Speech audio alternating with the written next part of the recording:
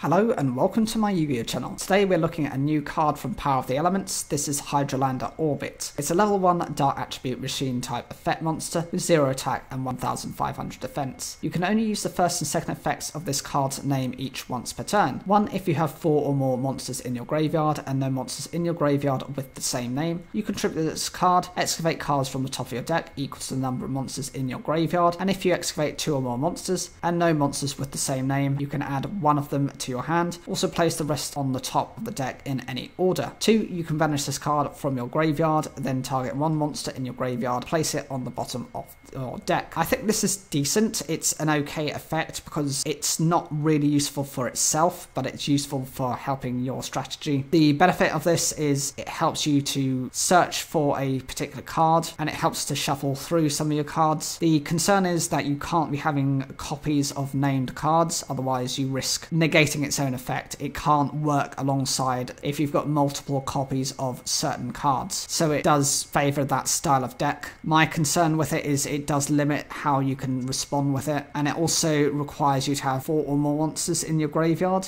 with no similar names, so it's also a bit of a chance to rely on this effect itself. Secondary ability, just by banishing this card you're able to recover one of your monsters, but it goes to the bottom of the deck. Concern with that is unless you can really shuffle your deck constantly, by it being at the bottom of the deck you're very unlikely to be able to get that card, especially if it's something you need. Overall there is another version of it. It's like a big version. It's like a level 8 level 9 monster and it's orbital hydralander. This is like the baby version of it, but that's a much better card. This is just a mini version and it's just purpose to search for some of your other cards. I'd love to hear what you think of this card and any interactions you think this will have in the future. Put those in the comments down below and make sure to look and click into the end screen to watch one of my other Power of the Elements videos.